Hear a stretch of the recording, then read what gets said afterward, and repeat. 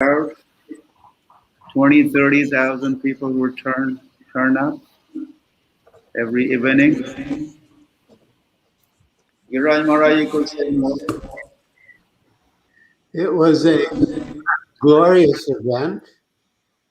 Leading up to it, Srila Prabhupada taught us the phrase, going for the rhinoceros, and that if you go for the rhinoceros and you fail, no one will blame you because everyone knows that you can't catch a rhinoceros. But if you're successful, everyone will praise you. So this was his impetus to us to attempt this major feat, which by his and Sri Radharasa Bihari's grace was executed successfully. Wow. And so many wonderful results, including Your Holiness and His Holiness Radhanath Swami Maharaj. I mean, what could be better? And we have Radhanath Swami Maharaj here as well. Can you remember what's happening here right now, dear Radhanath Swami Maharaj? I was just thinking His Holiness Giriraj Maharaj cited Srila Prabhupada that the purpose of this event was to go for the rhinoceros. And there happened to be a little mouse in the form of me that was there, and somehow or other you found me too. I'm so profoundly grateful that you caught this little mouse. You were hunting for rhinoceros, and there was a little mouse trap involved too. That's a very nice way to put it. And we're looking right now, so we just had a few recollections, and I just want to just bring in, if I may, Mother Vishaka Yadubara Prabhu. When you just seen that, what comes back to your mind when you just seen, or you just saw this little video clips? What does it bring back? Dr. David, ladies first. I had just arrived in India the same month that it started in March. It was my first time out of the US. And although everything in one sense was very different from the US, I had a strong feeling that somehow or other I had experienced this before. So it was quite unique for me, déjà vu. The crowds were just overwhelming. In America, I guess sometimes you see crowds like that, not very often, but every day for the entire duration. And they had such reverence for the devotees, and especially for Srila Prabhupada. It was truly a memorable experience just from the point of view of how the crowds saw the devotees and Srila Prabhupada. Wow. Yadubara Prabhu? Yeah, I had come to India in December 1970, a few months before the festival. And I had been fortunate enough to be traveling with Srila Prabhupada for those 2 months. And I invited Vishaka Devi to join me. And she happened to come just at this time of the festival. And the festival... Off a little bit there. We'll just check your sound. Sorry. And we'll definitely come back to yourself. Yeah, can you just speak, Yadubara Prabhu? Just check if you're okay. Can you hear me? Okay. Hare Krishna. We've lost your sound, Yadubara Prabhu. We'll bring you back. I'll try and see. I can hear him. I can hear him. Yeah, I hear him. Must be on your side. Everybody here. Oh yes, I know what's happened. It's not you. It's me. We can hear you. It's myself. Yeah, there's many many memorable moments. I don't know if anyone knows this, but there's one other devotee who met Prabhupada for the first time and the Hare Krishna group at the festival. His name is Dadi Hart Prabhu. Has anyone ever heard of him? Yeah. Yes. Yes. He lived in Sharanagati when we lived there. But he happened to come to the festival, and his impressions were, he listened to Prabhupada's lecture, and he couldn't really understand much. The one thing that came through was surrender. And he was he wasn't ready for that, but eventually he did. So that's the value of a moment's association, or a few minutes with the Prabhupada. Wow. I just got that part as well, and I can see Shruti Prabhu, you're on now. We can Yes. see you. So you saw that video. What were your recollections of that? I saw myself in the crowd there. It's wonderful to be with all of you. About ready to be initiated. So it reminded me of that day. What's interesting is this year, the dates are the same. I was initiated Monday, March 29th, and this year it was also on a Monday.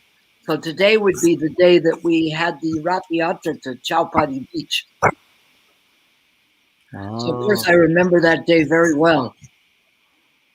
Should I tell some more about that moment? Please do. And as you do that, I'm going to share a picture of a banner. Please do. All right. So we were all there ready to be initiated. Bhagavan, Padmavati, Dravida, who later became Pancha Dravida Swami, a French boy named Darsha, and Mahamsa. And did I say Vardhan? Vardhan was there. So we were about ready to get initiated, and I was so excited, but I had double mercy with that because I'd sent my beads from Paris to India to be initiated on, and it was freezing cold in Paris, and we had no heat. And the French boy, Guy, is opening and shutting the windows, letting in more cold air. And I said, "What are you doing?" He said, "Set to an austerity." And I'm thinking it's already cold enough. So I said, "Krishna, I'll make you a deal. You get me out of this cold. I promise never ever to complain about heat ever." So 3 days later, a letter came from Prabhupada saying, "Please send 3 devotees to India." So we were off, and we flew to Delhi and then took the train to. People were amazed to see 3 Western brahmacharis on the train through Rajasthan and Gujarat. So we got there on the 27th and went to Prabhupada's room, and Prabhupada said, "These are young boys. You must take care of them." So you always see like Brahmananda or Shaimasundar always be fixing my buttons, and because they remember me as a child that was 18 and looked about 13. So on the day of initiation, Prabhupada was just about to chant on my beads, and he said to Gurudas, he pointed, he says, "Go out and get that Western yogi out there." And we didn't see any Western yogi. There was 35,000 other people. Say, "Right out there." He said, "We don't see it." And Prabhupada says, "No, just look there." And then the crowd cleared, and there was one with big matted hair. And Prabhupada said, "See, bring him up here." And Prabhupada told him, "You sit right here next to me." And then Prabhupada chanted on my beads, and I knew this person would become one of the great devotees in our movement, and that was Radhanath Swami, of course. So I always try to sit next to him because Prabhupada's instructions were to sit right next to me to keep me in line. So I'm always thankful that Prabhupada and the devotees try to keep me in line because I get stuck some places alone, but through Krishna's mercy, I use it to my advantage. Like Prabhupada wrote to me that I'd been left alone by Krishna's arrangement, just like our Narada Muni. I spent 6 months in South Africa alone. But the thing I really remember from that Cross Medan is Prabhupada wanted to do something big because then everybody remembers that. When they would call the people afterwards, after the Cross Medan, they would say, "Did you see our program at Cross Medan?" And they'd all heard about it. And they said, "We have another program to tell you about." And of course, the program was life membership. But that big program had opened the door. So when we do a program like we did in Laguna yesterday, the Mahagur Purnima, or we do the Rath Yatras, it opens the door to bring more people. Wow. Thank you so much for sharing and so immersed in those experiences. And I just saw the smile on Giriraj Maharaj's and Radhana Maharaj's face when you were speaking on this. Would you like to share something? Can you on that especially what Shruti Prabhu was just mentioning? Radhanath Swami, would you like to?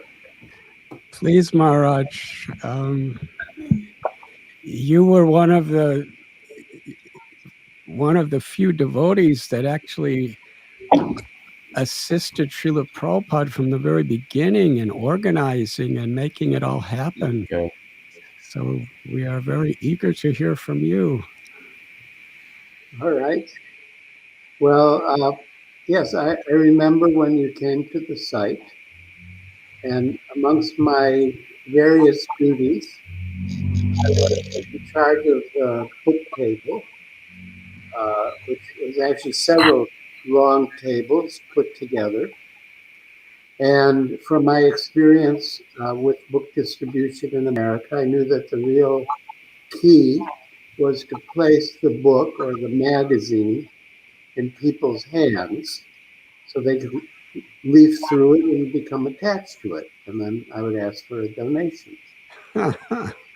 So I was doing that, handing people the Back to Godhead magazine. And unlike my experience in America, people just walked off with it without paying.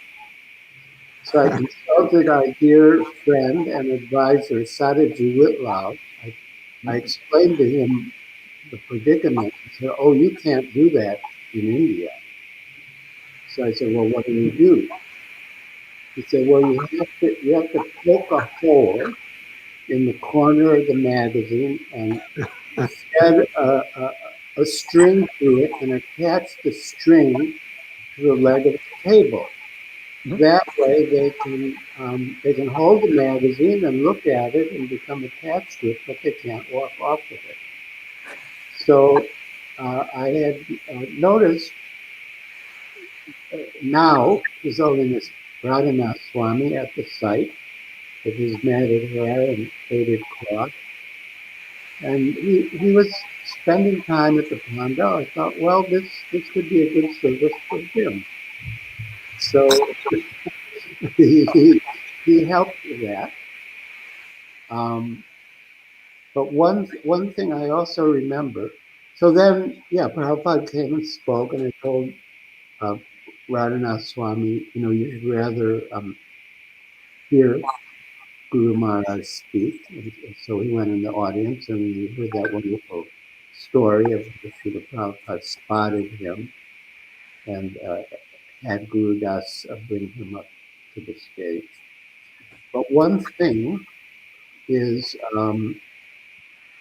at some stage, I was at the book table and I was chanting japa quite loudly, thinking I would please Srila Prabhupada. And Srila Prabhupada looked over to me and said, "One should not disturb the spiritual master with one's chanting." So that was a lesson. Wow. That's nice. And Radhanath Swami Maharaj. The Cross Medan Festival, it really opened the doors for everything that we find today happening in India. It was Srila Prabhupada's first major program. It was the largest audience at that time in the history of ISKCON that came for Srila Prabhupada's talks. Very, very special.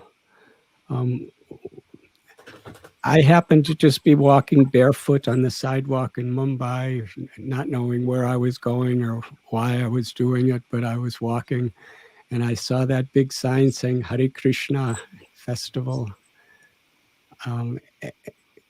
And I went to Cross Medan and entered into that gateway. And just to the right, there was a book table. And Tushta Krishna Prabhu was behind the table. And he allowed me to take the Krishna book and read it, even though I didn't have any money. Somehow or other, it wasn't tied to the table. he trusted I would bring it back. So I just sat in the lawn, and during the day there was very few people that came. But I'm remembering on the stage all alone was Yamuna Devi, just sitting and with a microphone chanting various Vaishnav bhajans. And this was such a deep experience, reading Srila Prabhupada's words in Krishna book and simultaneously hearing Yamuna Devi singing. Mm. And basically, I just did that all day. And then Tushta Krishna asked me, he came up and took the book back and said, "Do you want to do some service?" And I said, "Sure." And then he entrusted me to His Holiness Giriraj Swami Maharaj, who became my best friend at that moment and engaged me in devotional service. And the first ISKCON kirtan I ever heard was Yamuna Devi singing on the stage, and she just sounded like she was crying for God's love. It so deeply affected me. And my first service was with His Holiness Giriraj Swami Maharaj.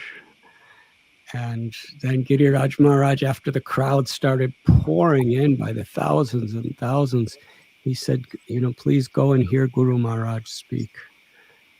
So I did not like crowds because I liked to be in seclusion. So I went way in the back of everyone where it was pretty spacious. And then Prabhupada was on the stage and I could hardly see him from way back there. And I was thinking, God, I wish I could be closer. But at the same time, I can't interfere with these crowds. And then Guru Das Prabhu was taking photos on the stage and Prabhupada called him over. And then Guru Das came out into the crowd and he took me by the hand in the very back and said, "Prabhupada wants you to sit with him." And I was very confused. I said, "How does Prabhupada know who I am?" And Guru Das did not say another word to me. He just pulled me. And he pulled me right up to the stage. And Prabhupada greeted me with folded palms. And Madhudvisa Maharaj was leading kirtan at the time, and everyone was singing. And Prabhupada just kind of motioned that I could sit close to him. So I did. And I remember a couple things. I'll be very brief. I felt so totally out of place. Because the whole time I was in India, I was going to secluded jungles and caves. And here I was on stage with 20 to 30,000 people all looking and gigantic spotlights on us. And the devotees were all dancing in ecstasy, and they were so clean with shaved heads and clean robes, and the ladies with the Vaishnavis with beautiful saris. And I didn't know what this dancing was. I was just sitting there, and I thought I looked so dirty and out of place. And I just was thinking, I'm getting out of here. And just when I was about to run away, Prabhupada just turned to me and looked at me. He didn't say a word, but through his glance, he slightly smiled and made me feel completely right at home. So I stayed there. And I remember in Prabhupada's talk, what the impression that really struck me was it seemed like Srila Prabhupada was pleading with the people of India to accept Krishna consciousness. It's like you have forgotten the great treasure that is India and the Vedic culture and Krishna consciousness. And you're chasing after things of the West, and here are people of the West coming for what you have rejected. And he was pleading with the people, almost in tears, forceful but so humble, begging, please take this movement seriously and help spread it. And after Prabhupada's lecture, I went to touch his feet, and Cross Medan, March 25th, 1971, was the first time I got severely chastised by an ISKCON devotee. And that was His Holiness Tamal Krishna Goswami, who said, "You cannot touch Prabhupada's feet." So just before I touched, I pulled my hand back. And the first words Prabhupada ever spoke to me were at that moment. He saw how mortified I was by the chastisement. And he smiled and said, "You can touch my feet."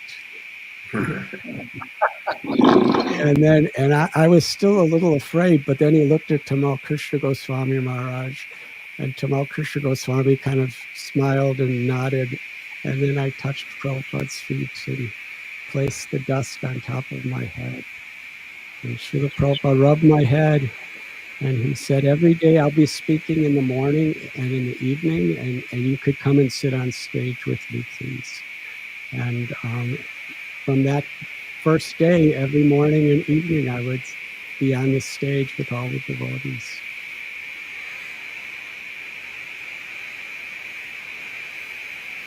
Thank you so much for sharing. And I just want to just take just this opportunity just to show a picture of yourself here looking at Swami Maharaj here. Just can you remember this picture being taken? Yeah, that was the first day I'm returning from India. This was in 1972. My visa ended in India, so I had to leave, and I went to stay at the temple in Amsterdam and then Berry Street in London. And then I got a ticket on an airplane back to New York City, and then a ticket to where my parents were living. And when my father came to the airport to pick me up, this is the first thing he saw was me sitting on the floor chanting japa. Mm-hmm. And what you see is all my baggage. And also you just talked about Giriraj Swami Maharaj. You see, you've got the book in the hand. You know, the temple commander as you were as well, and also on the book table as was mentioned. And I want to just bring on. So we see Giriraj Swami Maharaj. We see Radhanath Swami Maharaj. But does anybody guess who this is? It's coming on now. Mahamsa. No. Lokanath Swami. That's the saint of Maharashtra, His Holiness Lokanath Swami Maharaj. So one thing I wanted to, since we're going back memories, I thought it'd be a good time just now, just to bring on. We have a lovely recording. Dear Sham Sundar Prabhu wanted to join, but couldn't today. But he done a recording which I'm going to share. It's a 5-minute recording, and after that, we're going to then carry on with the memories. Hopefully, this will jog a few memories as well. So I'm just going to play this right now, and we'll put this on the screen as we're talking. And I just after we come to this, Lokanath Swami Maharaj, we'll come to yourself just to talk on this point first. And I'll just put this on now. Hare Krishna.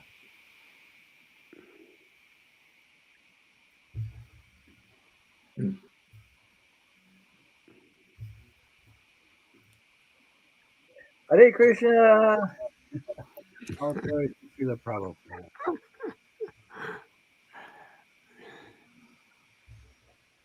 First, my deepest greetings and humble obeisances and deepest gratitude to Lokanath Maharaj. All the angels out there joined us today. Louder. Your Das joining you What? Mountain California. Lokanath Maharaj has asked me to speak something today on the 50th anniversary of the Cross Medan Festival in Bombay, Mumbai now. which was Lokanath Maharaj's first experience, his first taste of Srila Prabhupada and Krishna consciousness. Thus, this festival means really a lot to Lokanath Maharaj. I'm so happy to be able to have lived this long to speak about that wonderful occasion. I thought today I would just read and comment on my description of this festival, which I've already described a lot in the, I don't know if you can see that, volume 2 of Chasing Rhinos with the Swami. This book has descriptions of the Cross Medan Festival in a full description. So I'll read from that today. Now, it starts in 1970, the year 1970 in October, when Srila Prabhupada arrived in Bombay or in India and brought with him 20 Westerners to reinvigorate or reintroduce Krishna consciousness into India. He called us his white elephants, his dancing white elephants. There were only 20 of us with this giant task of introducing Krishna consciousness back into India. I won't go into long details on that because we're talking about Cross Medan here. Anyway, right away, Krishna consciousness surprised the nation of India. We were a national sensation immediately. And by late December 1970, we were traveling widely throughout India, preaching and doing kirtan. Prabhupada was like day and night, busy all over the country. We were in Surat, in Gujarat state, in late December 1970. And I'll just read something about that, the introduction of the Cross Medan Festival. After the evening celebrations in Surat, we gathered in Prabhupada's room. One night I asked him, Prabhupada, we have seen some of these huge outdoor programs they have in Bombay with big tents. They go on for a week, something like that Sadhu Samaj meeting, and with big lights and advertising. Some of the life members think, well, we also think, that it might be a good idea if we put on one of these tent festivals in Bombay ourselves. What do you think? Prabhupada replies, oh, you have found a good place? We're thinking maybe Cross Medan, that big park between Churchgate Station and Flora Fountain, right in the heart of Bombay. There was some kind of a Mayapur festival there a couple of weeks ago, and thousands of people were going in. Prabhupada said, yes, it is a good idea. Bombay is the leading city in India. If I speak like this continuously, many days, it will change everything. At least 1 week. The life members will help you. And I will speak there morning and night, and everyone is welcome. No admittance fee. You make big publicity. I will show you. And Prabhupada sits forward, takes his glasses out of their plastic case, and picks up his cross ballpoint pen. He sketches for a moment and says, you make like this. One big hall with a stage where we will sit, and here make a nice temple, and we will install Radha and Krishna deities. Decorate everything nicely, and behind some space for pujaris and prasadam. There must be prasadam for every person who enters. We shall call it Bhagavata Dharma Discourses. At last, a big project. Bhagavat Dharma Discourses in Bombay, a major rhino for sure.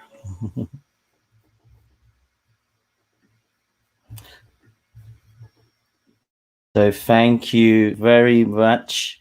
We're gonna put everyone on stream right now. Thank you for sharing. And I've hopefully we can just on this festival itself, like Lokanath Swami Maharaj yourself was actually, going for the first time as well, and you saw this massive, amazing, festival being put on. And there's a lot of, we're going to come to Giriraj Maharaj after that because you were helping organize this as well, and Vegavan Prabhu. But just looking at Swami Maharaj, your impressions as soon as what you just heard from Sham Sundar Prabhu, that feeling of entering and how that was, how did it come across to yourself? Okay. I think Hari.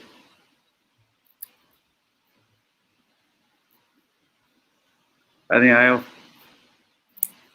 I was at the receiving end. You all assembled here.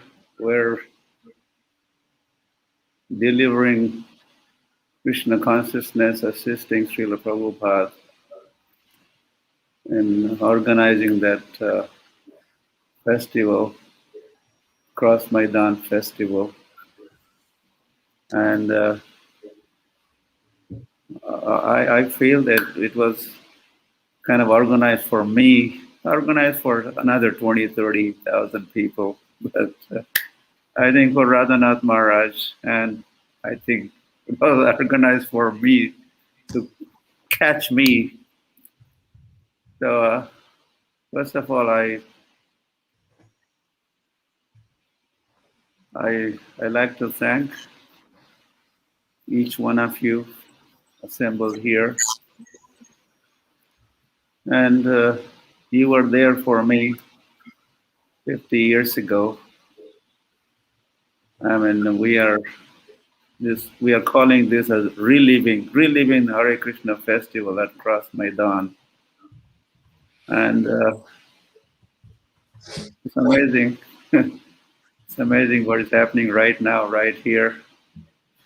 It's like we met then and we are meeting here, there, and then we are here together again. It's like a family reunion. Hari. So, of course, I was just a college student, and you were all American sadhus and European sadhus.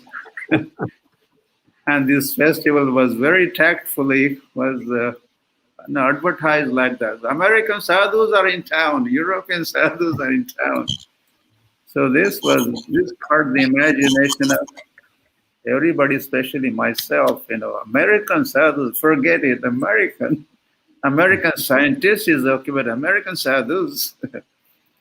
So I had been coming there every day, and Hari. So certainly became my first ever meeting with His Divine Grace, Srila Prabhupada. And as I met, I did not realize then, but later on I could realize how this was what we hear from Chaitanya Mahaprabhu, Brahmanda Brahmite Kon Bhagyavan Jeev, Guru Krishna Prasade Pai Bhakti Lata Bij. So I had been wandering all over, and I was studying in a college in Sangli district in Maharashtra. I could have continued there, but then I had this idea, or someone was prompting me, no, go to Bombay. You should become a graduate of Bombay University, this Sangli, Shivaji University. This is nothing, Bombay University. So I went to Bombay, and soon after I coming there, and I wasn't into studies so much. That was me. That's how I looked. That's how I looked like 50 years ago. And this was this is later. This is later after I became Hare Krishna. That is how. So I realized that Lord wanted me to catch up with Srila Prabhupada, or meet Prabhupada, and meet his followers.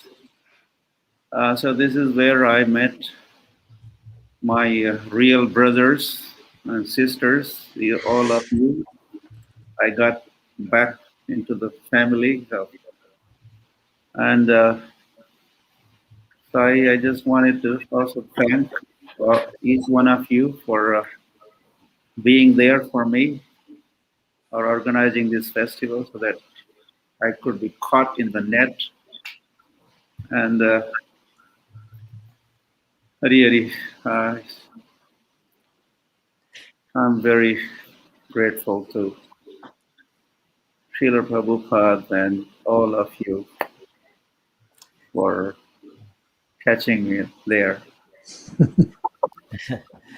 I'm sure I must have purchased some of the. I did purchase books, Giriraj Maharaj, a few small books and BTG. I didn't have much money, so I must have come to you or Pushta Krishna. I don't know who was at the table, and I was not able to speak good English. So I must have a what price, what country from me. I was just asking those kind of questions those days. Although I knew English, I wrote my papers in English, but speaking was not. I was not able to manage those days. But I think I had some encounter with some of you. For sure, there's a good chance that I had encounter with Giriraj Das Brahmachari at the book talk. So I thank Maharaj also for sailing with the books. And I was Radhanath Maharaj. So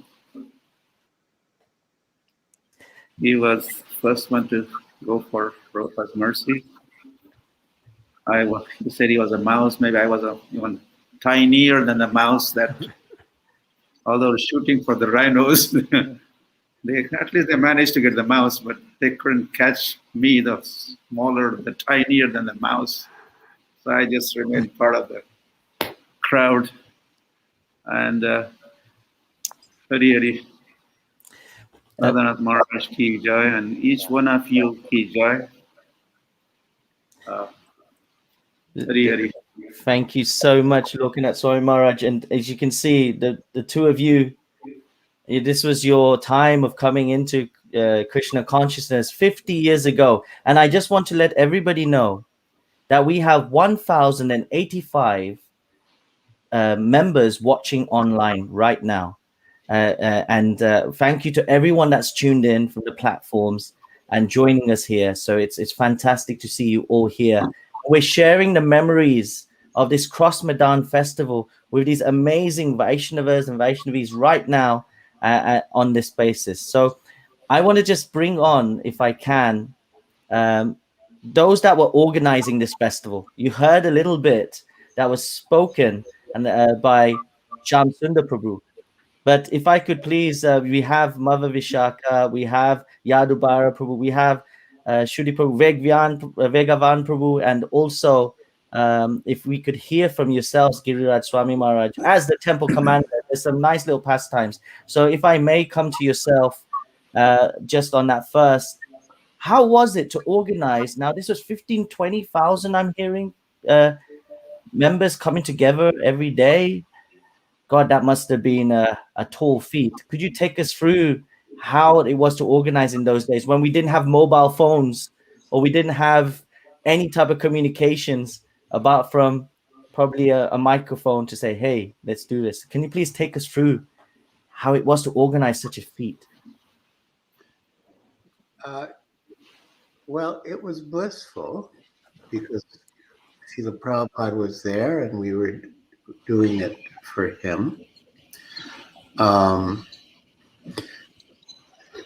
I would spend most of the day at the Pandal, whereas the other devotees would go back to the Akash Ganga flat and be with Srila Prabhupada.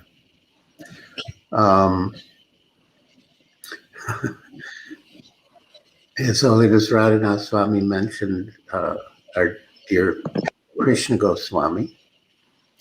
Oh, he was the GBC, and I was working under him. And sometimes he would become quite impatient with the workers. You know, he'd become very angry at them. And and I wasn't sure, if that's what we should do, and force people. And so at one stage, I asked him about it, and he said, no, you cannot force people. You can induce them, but you cannot force them. And then there was one incident, because behind the pandal, there were rooms, and Srila Prabhupada would come early and sit in one of the rooms that we had set aside for him, and meet people, speak with me. And so one day he came into that back room, and it was a mess. There were, I guess, glasses, drink glasses on the table. The furniture was not in proper order. There's like a sofa and some chairs, and it was a mess. And I apologized to Srila Prabhupada, and I said, I'm sorry that I couldn't arrange this properly for you. And Srila Prabhupada, he was very compassionate and also intelligent. And he said, how much can you do as one person? And then he quoted something that he had heard from one of his professors, who was saying, he was saying that India was unfit for independence. And the reason he gave was that you can work like an ass, but you cannot control 5 asses. And so that was Prabhupada's instruction to me, like, don't work like an ass, because how much can you do? But, engage others to help you. And that was an important instruction. Yeah. But Vishaka could say more. Yes, please unmute, Mother. Thank you. Yeah, I was not part of the organization, but I was on the receiving end because I would wander around Bombay taking photographs. I was a student of photography, and I was very into photography.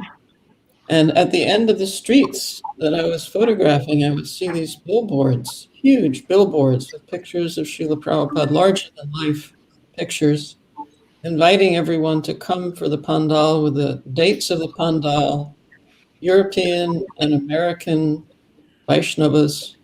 So I was quite intrigued, quite excited, I would say, about what was going to happen at Cross Medan, and looking forward to it. And curious also about this event, as were so many residents of Bombay. But no, I was not part of the organization of the actual pandal. So on that, and what about yourself, Yadubara Prabhu? You were there as well, and I will come on to Vegavan Prabhu and Shuddhi Prabhu. But your recollection of the organization, were you part of it as well, or were you? No, I wasn't. I was actually quite new. I mentioned that I was only 2 months with the devotees before the festival happened. And Vishak and I were also both wandering around Bombay, taking art photographs on black and white film. We had been photography students in New York State.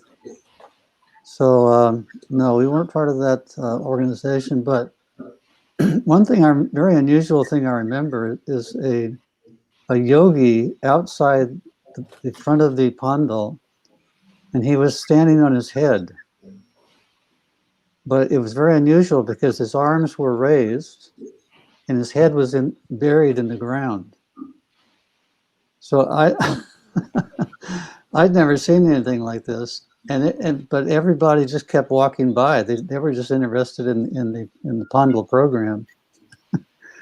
Does anybody remember seeing that, Yogi? No.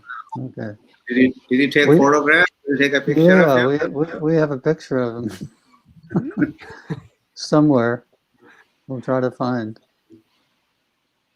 So we were quite absorbed in our photography, and we actually asked Prabhupada during that time, during the festival time, where we should go to photograph in a quaint Indian village untouched by modern civilization. And he said, wherever you go, you will get your camera stolen and they will cheat you. He said, best to go to Vrindavan. So Prabhupada actually guided us there, and we had a wonderful time. That's actually where Vishaka Devi became very attracted to Krishna consciousness. That's so. It seems to have happened for everybody. There was such a pivotal moment in your spiritual lives. This Cross Medan Festival. This is what I'm hearing, and for those that have just tuned in, there's 1,130 of you now. We are talking about the Cross Medan Festival that happened in Bombay in 1971. The recollections, the memories that are happening right now, it's so nice. And this Sangha that you're seeing right now is fantastic. And what was amazing, and I'm just looking, Shuddhi Prabhu saying something, but I couldn't, I'm just checking. Hare Krishna, Shuddhi Prabhu, did you say something? No. Oh, okay, that's all right. My mistake. So on this basis, I'm coming on to now Vegavan Prabhu and Shuddhi Prabhu because like we talk about pivotal times, it was very pivotal for you both as well.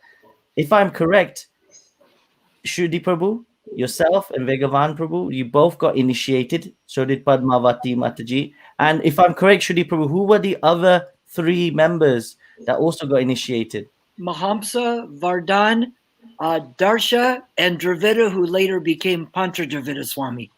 100% points there. You know, it's straight. So cross, that was a quick fire question answer session. Thank you. And I want to just ask now, how was that for you? You've now got, usually it's an intimate, we might have a few hundred people in attendance. Here you've got 15, 20,000 at your initiation ceremony. So I was wondering, Shuddhi Prabhu, how was that feeling for you on that day? Well, it was fantastic because actually that night they'd advertised the initiation and marriage of Western sadhus. And so 35,000 people came that night. I won't mention all of their names. It would take too long. But at least we have a few here. Vegavan, myself, Radhanath Swami, Giriraj Swami, Vishaka, Yaduvara. But the other people, people remember that. And it was great to hear about Sadaji Whitlaw. That wasn't his business, Punjabi Halway. Yes. Those are people that Prabhupada had cultured them before he went to America. And when he came back, they were there to help him. And kirtan was such a big thing. We'd go out with Tamal Krishna to do kirtan. Before that, I was in Paris, and Tamal Krishna would lead the kirtan in Paris, and I'd be at the back watching for police, because when the police would come to arrest us, I would yell, stop, and the devotees would merge in the crowd. And people are almost more fascinated to see the kirtan just vanish. So it was great to do kirtan with him again in Mumbai during the festival. And we'd pass out flyers for the festival. And when Radhanath Swami said he felt out of place, he sure seemed in place, especially after the fire sacrifice was done. Prabhupada was leading a kirtan, and we had a rip-roaring kirtan. And I remember we were all jumping up and down. And Radhanath Swami and myself, we looked at Prabhupada, and he smiled at us. And then Tamal Krishna Swami smiled at both of us. And it seemed like just that Prabhupada bringing us all together. We are from different places and different people from India, but Prabhupada bringing us together in Krishna consciousness made us all seem in place there no matter what. And especially that being the initiation day. I was so glad this year I did a conference with Lokanath Swami on March 29th, Monday, which it was also a Monday at that time. That was amazing that many people came on a Monday. But somehow it worked out perfect because I got there on Saturday the 27th. And it was great because my beads had already been sent to Prabhupada. And Prabhupada said, you can join the initiation and we'll chant on your beads twice. So I thought, wow, I get my beads chanted on twice. I need the extra mercy, but that's okay. It's available. And I'll never forget that day, of course, being initiated. I love hearing the tapes about what Prabhupada talked about promising before the fire and before the deities and before the assembled devotees when there was so many people there. I don't know if any other times we had 35,000 people in assemblance. And I was glad to take my initiation on a day where we had done that big program to show how these big programs can initiate future programs, because everybody remembers that. Even when I went back to Mumbai in 2005, we did a reenactment of the Cross Medan. And of course, that was how many years later? That was like 34 years later. But still, people remembered it, and there were people who were there at it. And I think it would be hard to find a huge amount of crowd that was there. At least we have 7 of us here now that were there. Mahamsa Swami's not available. Mahamsa, where is Mahamsa? Isn't he in South India somewhere? Yeah, we couldn't get in touch with him. We tried. Whatever happened to Vardhan? I think Vardhan was actually a plant from the government to spy on us. That's a rumor. That's a rumor. I don't know if that's true or not. Maybe I shouldn't say that one. Krishna. Well, I think he disappeared to somewhere. Well, they always thought we were spying on them. Went with Radhanath Swami to do books and to make life members. No, it wasn't. It was Rabbanananda Swami. I'm sorry. And they had just put out the article that the Hare Krishnas were CIA. So big Rabbanananda Swami with this big dunda, it looked like there must be a gun hidden. He knocked on the door, and the guy opened the door, and there was a table with 5 people, and they had the pictures of all the communist leaders, Lenin, Trotsky, and Marx. And Rabbanananda Swami says, is Mr. Ishani here? And the guy starts shaking and says, there's no Mr. Ishani here. And he shut the door, and a couple of minutes later, they all go running down the stairs and get in a car and drive off. And Rabbanananda Swami said, where are they going in such a hurry? I said, well, didn't you see the pictures of the communist leaders? They must have thought we were the CIA hit squad coming to get them, because they drove away to save their life. So those rumors were there, but still people got interested, and we've gotten beyond all that. It just shows, even if there's false rumors, we just have to go on spreading our Krishna consciousness and find the favorable people. And hopefully when I come back to Mumbai, I hope to come back now that I've been vaccinated, go to Vrindavan and Kartik. That's my new home besides Laguna Beach.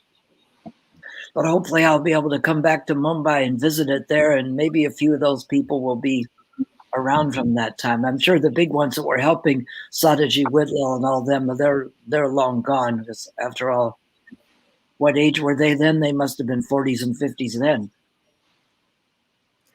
Giriraj Swami, do you know any people who are alive from that period?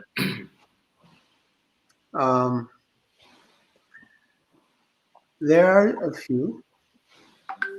One of Srila Prabhupada's big supporters was Mr. P.L. Sethi. Yes. And he's not with us.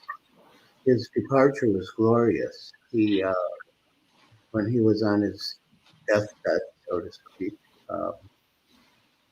he told his family, get my things ready.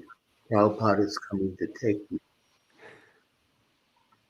But his wife is still there. Wow. And she comes to Juhu. Also, Mr. Acharya, Prabhupada stayed in one of the apartment was Acharya's apartment, and Prabhupada stayed in his house for one time for some 40 days. He is around, and he is a big governor in one of the states in India. Yeah. Wow. And he attended our 40th anniversary of Radha Ras Bihari temple opening, and he was a chief guest, Acharya. Oh yes, I remember. When Srila Prabhupada entered his home to stay, he said, I am taking shelter of the Acharyas. Amazing. So now, just on, these pastimes are coming out, and I'm just trying to share. Who mentioned about, it was Yadubara Prabhu. You mentioned about that person that was upside down. Yeah. And when you mentioned this and he was doing a handstand, I'm going to share something. I want to just tell me if this is the picture. We're doing all this live, everybody. So please do forgive for any mistakes caused. But let's see if this works. So I've just I believe this is the picture now coming up on your screens, just so everyone can picture what Yadubara Prabhu was saying. Here we goes. Is this the one? Yes. And nobody was around him. I mean, there's some people at the stalls looking, but they're probably looking at me. This is amazing. So now we know what you were talking about. Yeah. It's like suddenly you're coming to this festival and you're seeing these people doing handless stands, putting their heads in the sand. It gives a concept to that, doesn't it? Put your head in the sand. Very unusual. So I just wanted to share that right now. And Thank you.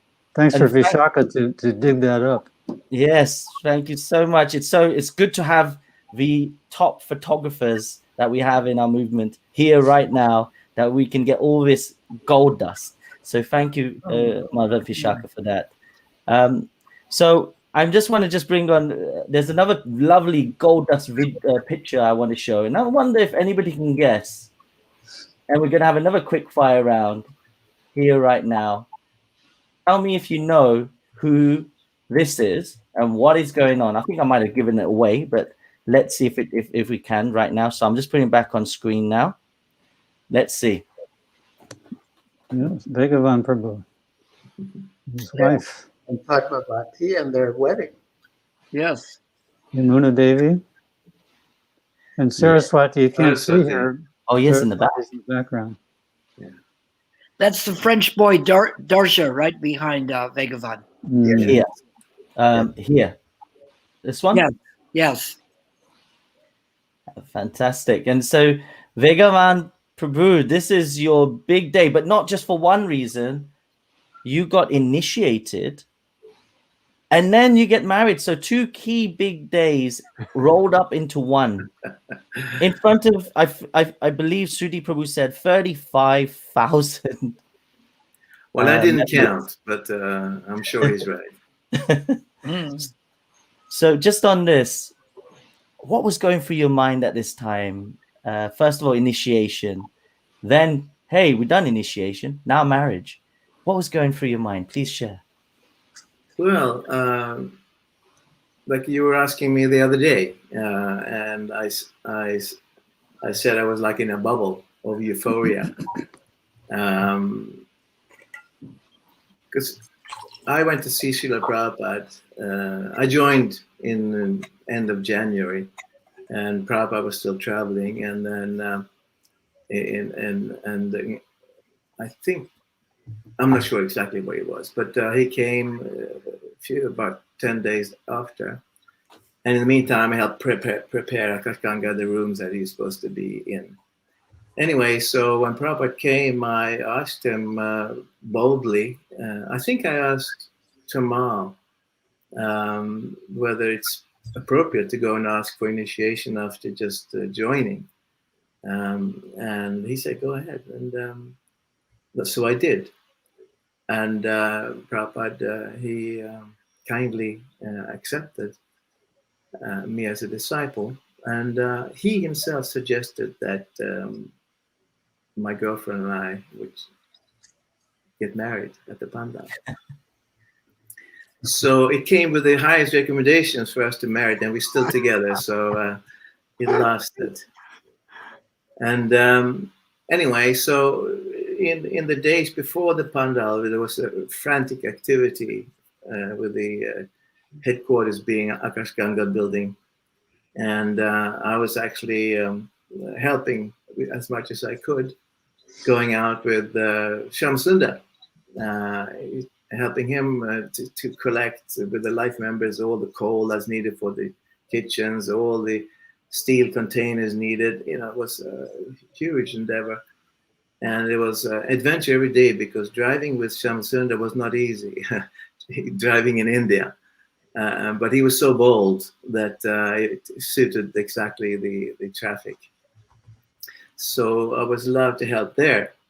So when the festival actually came, I was already in that bubble of frantic activity. So I was actually helping. I don't think if you remember that, Maharaj, but I was helping you with a book table to the right, the entrance there. Yeah. And yeah, it was very, very, very interesting to see all these people pouring in and their interests. And you were, when you were there, you were, I mean, I learned a lot from your preaching, and kindly also you took me along afterwards to do life members. And I've never seen such an expert preacher, someone who knew the psychology of people, psychology of Indians, combination of being forceful and very, very funny. I mean, it was so interesting the way you did it. So thank you very much for that. So these days, oh my goodness. Oh, someone's in the band. There we go. So these days were, you know, like, they made me. They shaped me. I really loved every moment of it, and I felt at home.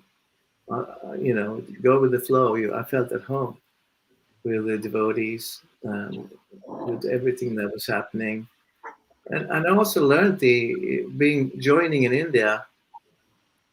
Later on, when I went with Srila Prabhupada to Australia, I entered another type of Krishna consciousness, which was more, what should we say, inflexible. Being with Prabhupada in India, I could see how flexible he was, and Giriraj Maharaj, and the way he did, and of course Shamsunda, he was very flexible with everything. And I just loved that, being in contact with Krishna in that way. So I was happy. I was really happy. Wow. And just now, so of course, that was the 29th of March that we got. And of course, Srila Prabhupada. And this is the reason, 125th anniversary of Srila Prabhupada. And he's touched everyone's life. We wouldn't be here right now if it wasn't for him. And here he is overseeing your ceremony.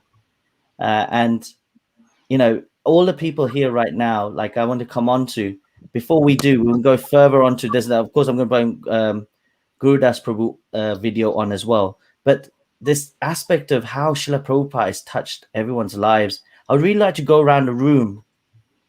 And of course, the Cross Medan was that type of catalyst, that ignited and took it to another level. And that's why we're so thankful we have here. And we have Shruti Prabhu, who took diligent names of everybody that was there. So we say yes, 35,000. So can we just have from yourselves about Srila Prabhupada, seeing him? You are here now for 50 years, and this will inspire the next generation, because we haven't seen Srila Prabhupada.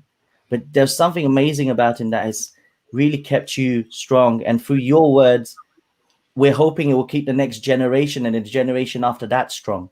So please, can I come around the room and just ask, what's your, realizations about Srila Prabhupada? How can the next generation keep that love for Srila Prabhupada?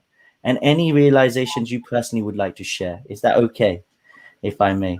So maybe if I could start with Giriraj Maharaj. Yes, please, Giriraj Swami Maharaj. I want to go back to the initiation and wedding for a moment. Yes, please. So, yeah, as we heard, Srila Prabhupada performed initiations and the wedding of Vedavan Das from Sweden and Padmavati Dasi from Australia with a full Vedic fire ceremony. And he declared, "This is the real United Nations." And the entire audience, 20 or 30,000 people, clapped and cheered. Yes. Amazing. The United Nations, the International Society of Krishna Consciousness, was really hitting the international aspect. Wow. Thank you, Giriraj Swami Maharaj. And staying on that, some inspiration for, what Srila Prabhupada, the way he touched you and how, what can inspire the next generations to keep and push this beautiful movement carrying on, especially from those days of the association you had with him, please. Well, personally, I first met Srila Prabhupada in Boston. And I suppose like many other devotees, I had been looking for a guru. And I was not satisfied with anyone of them. And furthermore, I had a vague mental impression of what my guru looked like. He didn't have hair, and all the other gurus had long hair. So I was becoming hopeless. I mean, I won't enumerate the long list. But then, he actually came to Brandeis University outside Boston, where I was a student. And then the next night I went to the small storefront temple, and he just totally captured my heart and mind and soul. And yeah, he was the fulfillment of everything I was looking for up until then. And from the beginning, I was doing everything that we were told to do, but in a way, I didn't have a focus. And then one day, and this I should also mention as a you could say result of that Pandal program at Cross Medan, Srila Prabhupada was so encouraged by the response that he almost immediately sent Tamal Krishna Goswami and me to put on a Pandal program in Calcutta, which we did, which was huge. And actually, some nights the attendance there was even bigger than the attendance in Bombay. Wow. So yeah, a lot came from this first Pandal. So one night, sort of late, when everyone else in Calcutta temple was asleep, Tamal Krishna Goswami and I met on the balcony, and he said it, and it seems obvious now, but it wasn't so obvious to me then, because there was our sadhana, our seva, and he said, that the secret of success in spiritual life is to serve and feed the guru, and that just went deep into my consciousness. And then that was the criterion for every decision I made thereafter. Wow. What Prabhupada would want to do with this make Prabhupada happy. And that was my move across Maidan. Yeah, and I'm really grateful to His Holiness Lokanath Swami for organizing this program and bringing us together. It's bringing back so many wonderful memories, and I get the association of all of you, which is fantastic, and just for extending His mercy And, you know, he was pretty old when he reached America. And for someone his age to travel the way he did and undertake the projects that he did, it was really a tremendous effort. And he did it out of, you know, service to his Guru Maharaj and to all of us. Amazing. Thank you so much for sharing. Very powerful, very heart touching. And may I come to you, Mother Vishaka, for just your, you know, realization about Srila Prabhupada and how it can help the next generation. Any thoughts from your side on this? Yeah, I think it's a wonderful question, how the next generation can keep their love for Srila Prabhupada. I appreciate that very much. I think that Prabhupada has so many facets, so many ways to appreciate him. A few of them have come up in this conversation. Bhagavan Prabhu mentioned how Giriraj Maharaj was forceful and yet funny in his preaching. And similarly, Prabhupada had an intensity in his preaching. At the same time, he had a marvelous sense of humor. He could turn a phrase and everyone would be laughing. You've probably seen photographs of all the disciples laughing with Srila Prabhupada. And he also had this side of him that was so flexible, so accommodating, that was also very compelling, very attractive.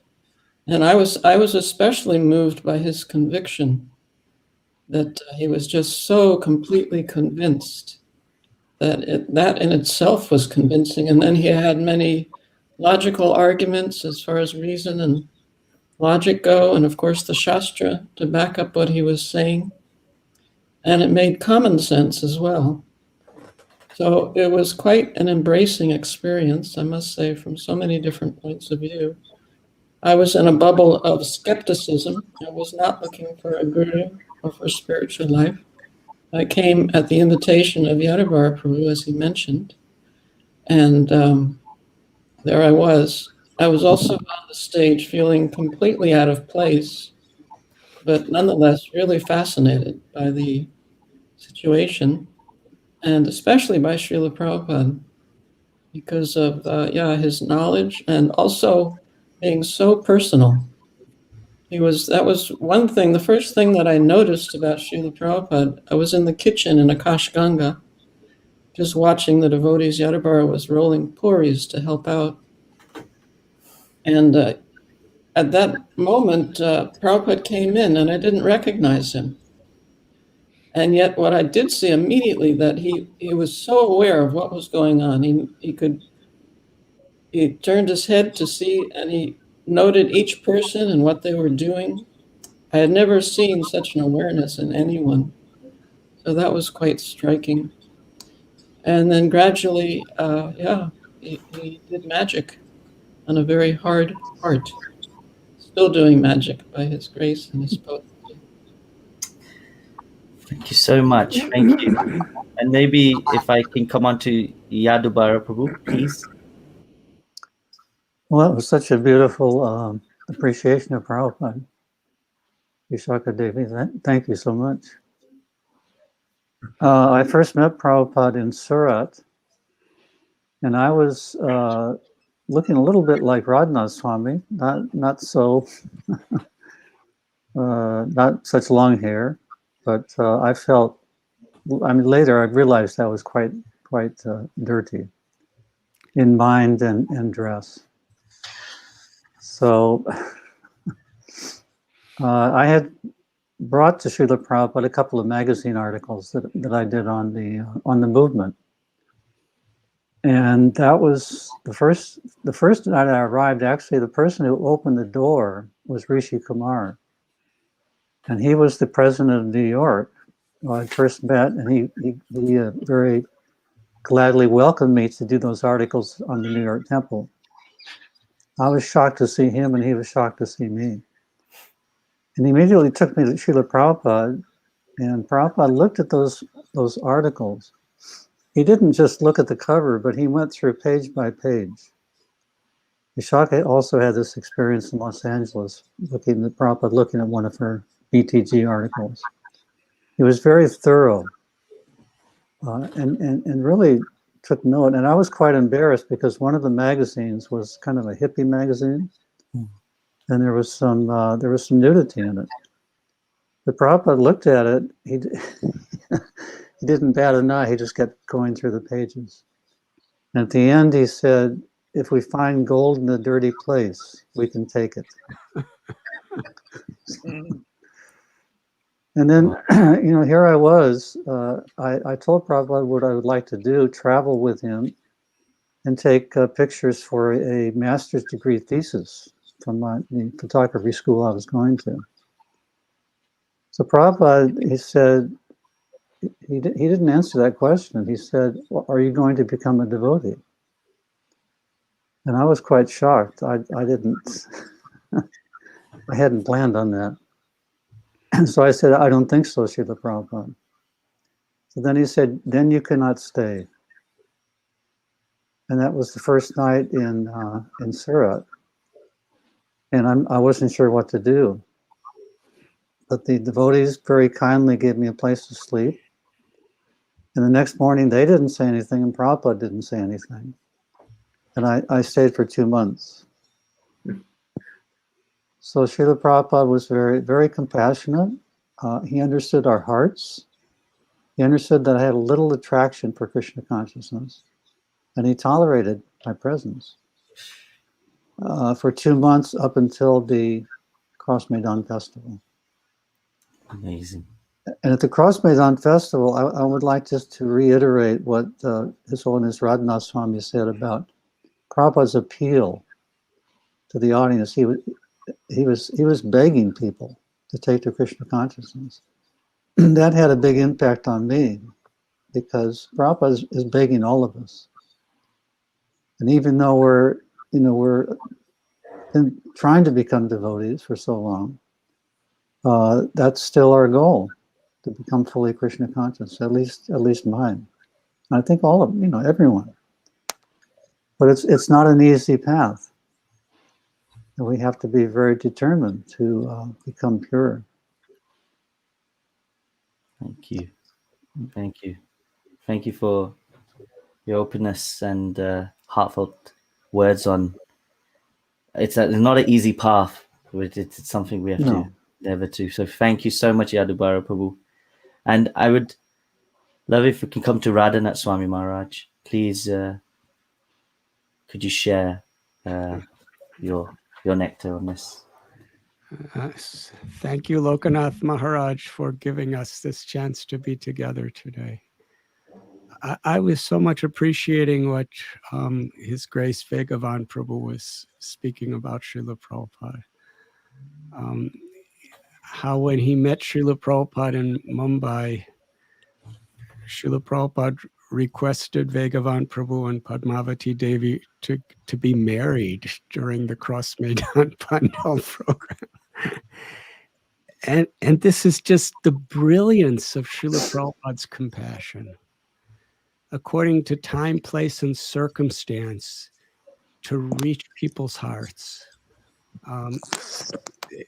In so many ways, it's innovative. For the people of India, at that time, when Cross Medan was present, I don't think there was ever an incident in the history of India where a group of Western people were preaching Bhagavad Dharma to the Indian people. Previously, people came from the West and went to ashrams or went to, hermitages, in a very quiet way. But here, the first time in the history of the world, devotees from Europe and America came to India as preachers and organized such a spectacular event. And just to show how deeply and profoundly the Western people were taking root in the Vedic culture, Srila Prabhupada had a marriage ceremony because it's one thing to see people from various parts of the world chanting and dancing in kirtan. That was profoundly impressive. But in India, marriage is like the most sacred of all commitments to most people.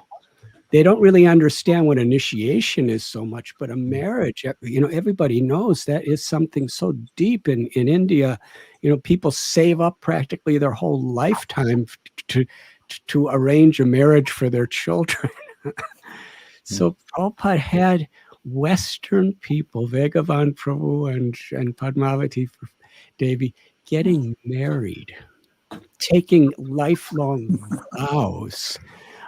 What a brilliant plan that was for Srila Prabhupada, and what an incredible spontaneous surrender of Bhagavan Prabhu and Padmavati Devi to commit their lives in such a strange environment.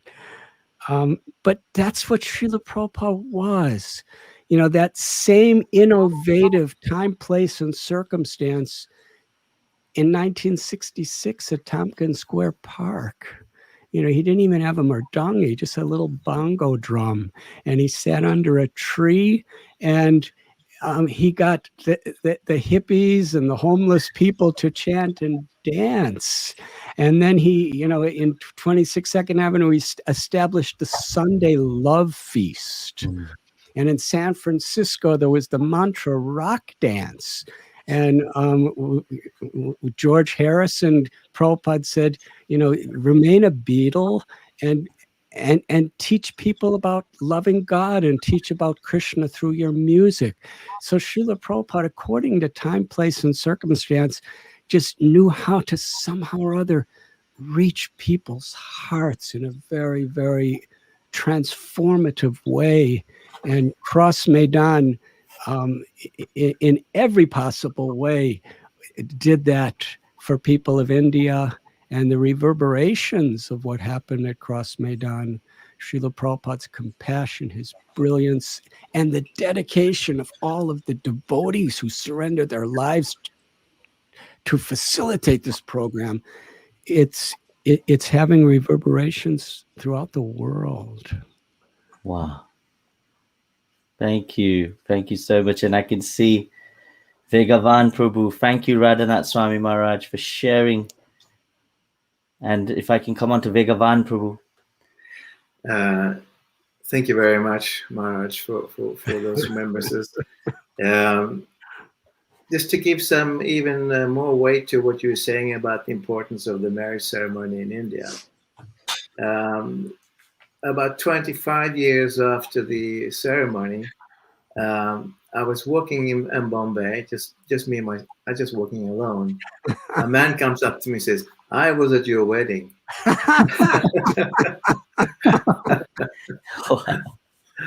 Yeah, and Congratulations.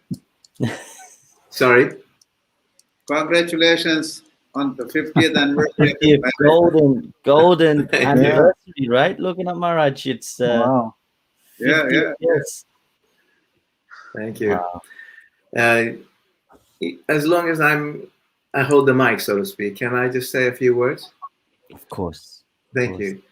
Vishaka Devi mentioned a few things that impressed her with Srila Prabhupada and his qualities, and I really concur with that. His determination, his conviction. I mean, he just exuded conviction, and you couldn't help but be sort of captured by it. But and he struck me as the first genuine person that I've ever met.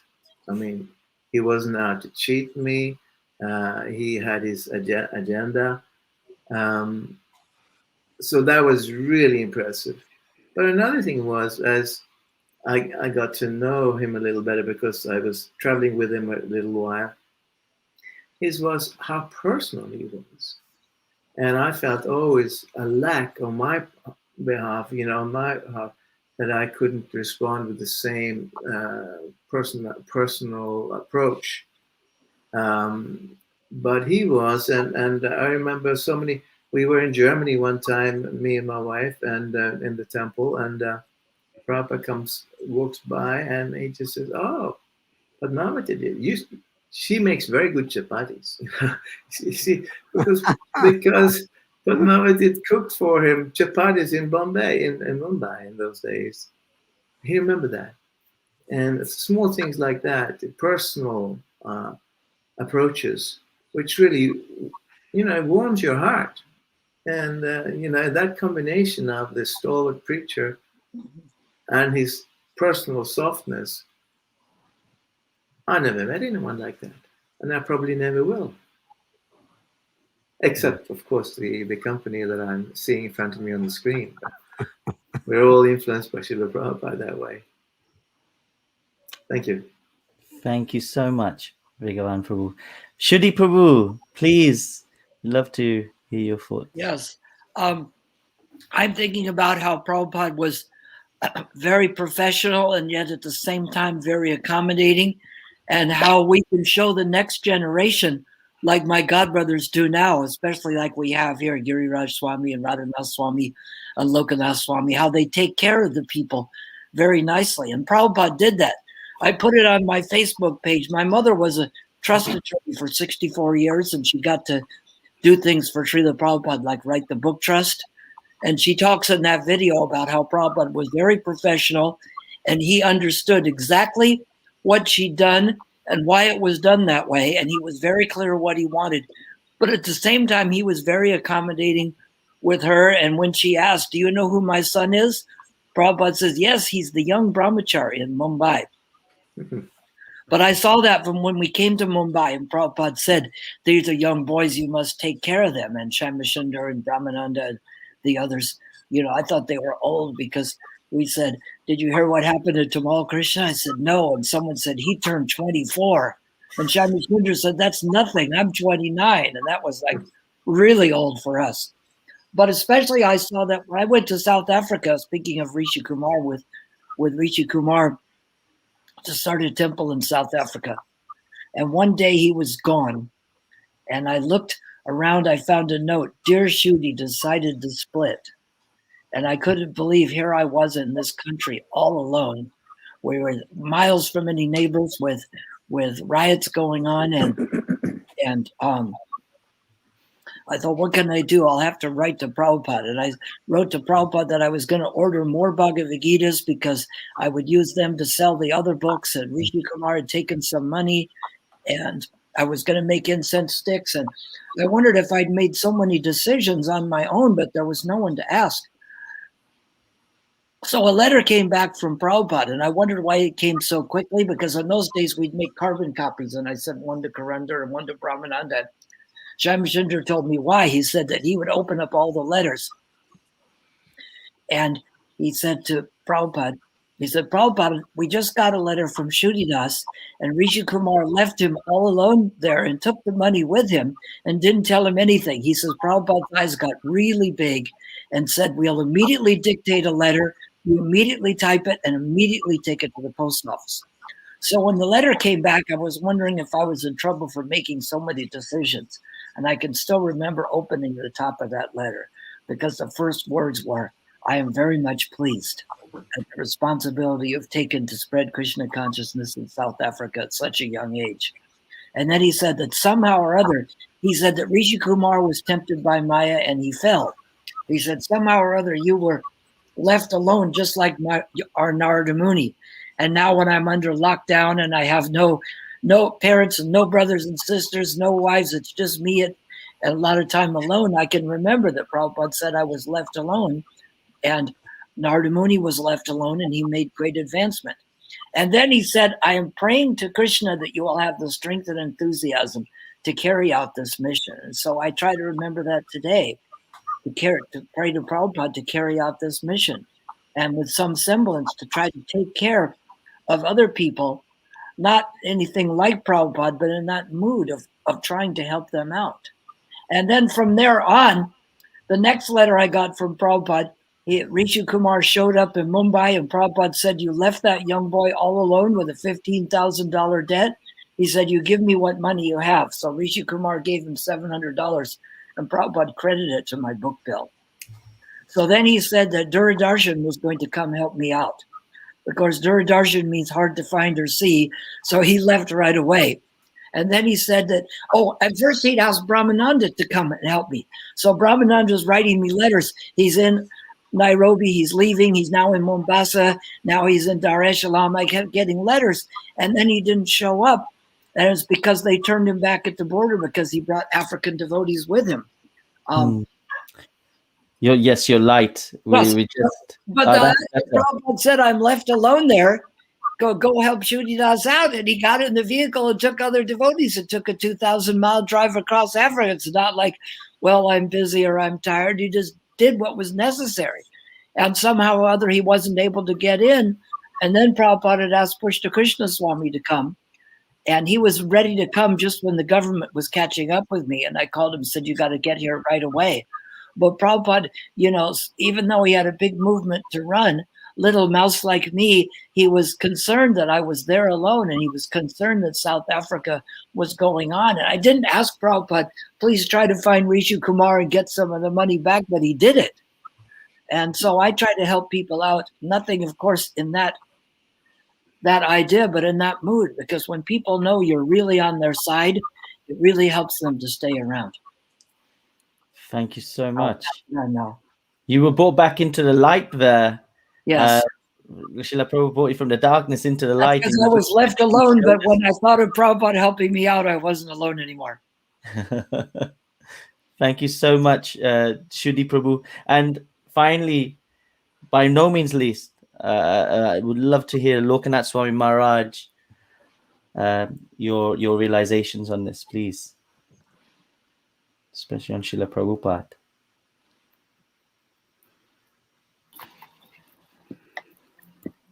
I'm going between where I am and Cross Medan all this time.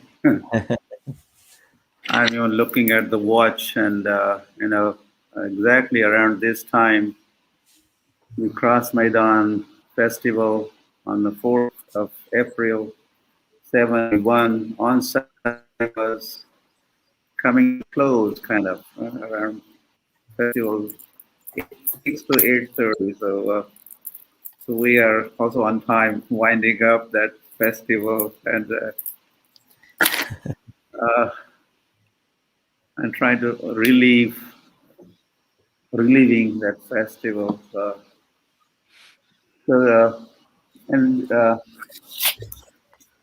During the day on this day, on the 4th of April, Srila Prabhupada wrote letter to Vaikuntanath and Saradiya. Today he wrote, during the day he wrote the letter. This is,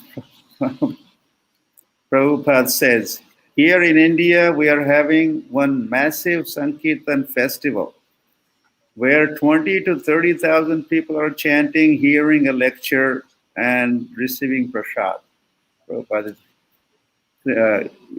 this Vaikuntanath is in Trinidad with his wife, and Prabhupada is personally reporting to him. And he says, in Bombay, our preaching work is very successful. Many important men are becoming interested. Most probably we will have a permanent center here soon. So Prabhupada is going beyond the festival.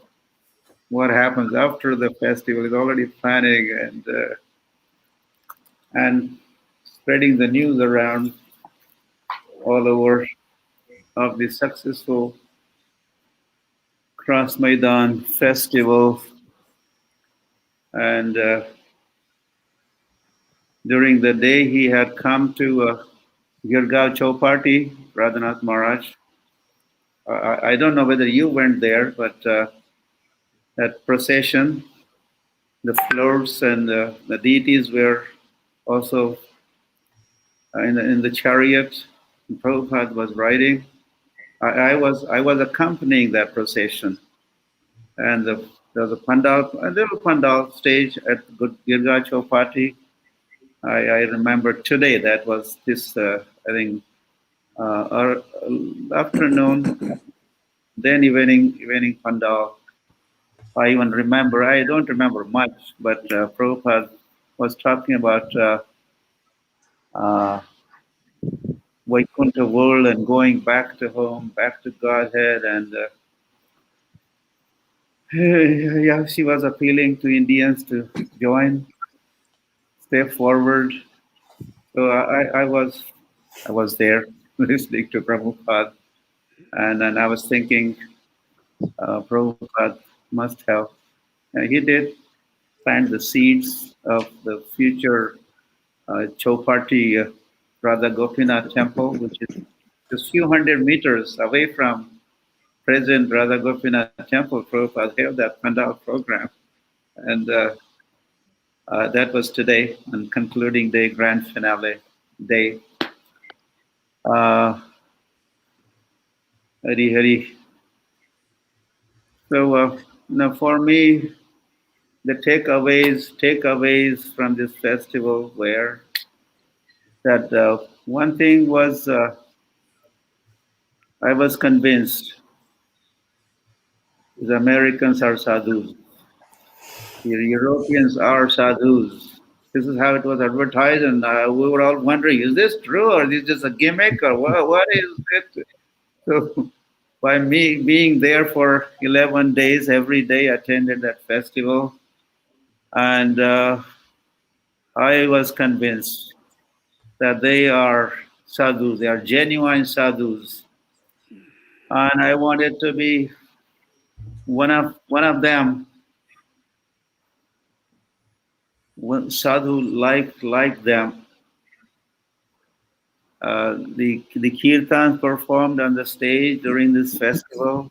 Well, they were led by Madhur Prabhu or Jamuna Mataji, and I had not, although I had heard so many bhajans, kirtans, being a part of the Warkari tradition in Maharashtra, Pandharpur related, but kind of kirtans that Prabhupada's American sadhus, the white elephants, were performing on the stage. And with all their heart, with all their strength, and they were totally oblivious to the surroundings, and they're perspiring.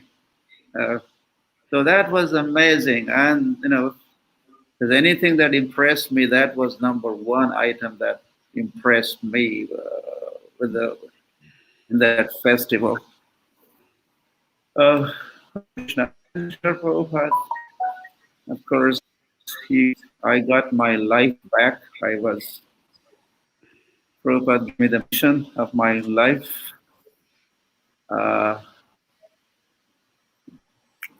As one day Prabhupada was talking, I had this idea of wanting to serve people, wanting to serve humanity, or become, Desh Bhakta of the Desh country, or some kind of reformer, social reform. I had these thoughts, but I did not know where to start, and had no resources. And but during this festival, Prabhupada, one day, he said, by example from Bhagavatam, by pouring the water on the root of the tree, then the trunk, branches, and the leaves, and everything is not. Okay. By serving Krishna, everyone is served. So I got my mission back, and as I was watching Vegaban and others get initiated, I was being tempted, and I was, me too. One I would like to be initiated. So this starts. I made kind of Prabhupada my guru by end of the festival, and Giriraj Prabhu had kindly sold me some books, so I took them away. That was takeaway for me, and well, so that is how my journey started 50 years ago, and then once kind of joined this Hare Krishna movement, I never looked back or there were no U-turns. I never ever thought of leaving this company of Prabhupada followers, disciples, and of course, there's no question of leaving Prabhupada. So I am very, very, well, I don't know how much we could thank Prabhupada. Thank you, Prabhupada, and thank you, all of you, my brothers and sisters, and that for past 20, not 20, but 50 years, you have kept me around you, tolerated me, accommodated me, engaged me, and I think for the second generation, get inspiration to move this mission forward, or accept Srila Prabhupada into their lives. I was thinking that the Prabhupada immediate disciples, direct disciples, and their Prabhupada realizations or their convictions and who Prabhupada is. I think if they could keep getting association like this and hear from them about Prabhupada, I think this will transfer and our convictions about Prabhupada, our understanding of Prabhupada will get transferred to the second generation. I think that also was one purpose of organizing this reliving Hare Krishna festival across Maidan, sharing Prabhupada with all those who have assembled today in a big number. I wanted to share all my God brothers, God sisters, with you all present, so that you will be connected with Srila Prabhupada. You will be convinced about Prabhupada. You will surrender to Prabhupada, become his followers, and carry forward Prabhupada's mission, which he very much wanted that to happen. That is what he was trying to do. Please try to understand this Hare Krishna movement. Prabhupada was appealing all the time. So I think we'd like you all to also understand Prabhupada's movement, understand Prabhupada's Vani, read Prabhupada's books. And so this is the 125th anniversary of Srila Prabhupada. We're celebrating throughout this year. This is also a opportunity for all of us to, I would say, to increase Prabhupada consciousness. As during Centennial, we were stressing this. We had one petal called increasing Prabhupada consciousness and uniting Prabhupada's family and strengthening Krishna consciousness movement or management and like that. So this year is here. As we are celebrating here the 50th anniversary of Hare Krishna Festival. This lasted for 11 days. Today is the concluding day, but we're not stopping here. We have a long way to go to the end of this year. And so let us celebrate this year as 125th anniversary of Srila Prabhupada's year. And we all welcome you all, everybody. Every man, woman, child should be part of this celebration, so that Prabhupada is glorified, or Ebeyesh Gushukri Bhuvana, his glory should be spreading all over the three worlds. So I'm sure what we are doing right now with this get-together union, this will spread Prabhupada's glories a little more far and wide, and so like that. So yes, once again, I thank all assembled here on the screen, and my senior. You were senior then, and you are senior now. You would always remain senior to me. So I thank you for your presence, your association, and thank also all the audience that is tuned in. Anyway, I think thank you. Somebody else is doing. We've got, of course, Gurudas Prabhu, who's going to say a few words. And we've got some books, and then of course we're going to come to the conclusion, and it's going to be, I'm going to just let everybody know our conclusion is going to be about that balloon. We want to, so just any stories about that balloon, we want to hear it, so please get that ready. And as we're doing that, I'm just going to put the video of our dear Gurudas Prabhu on now, and Hare Krishna, here we go.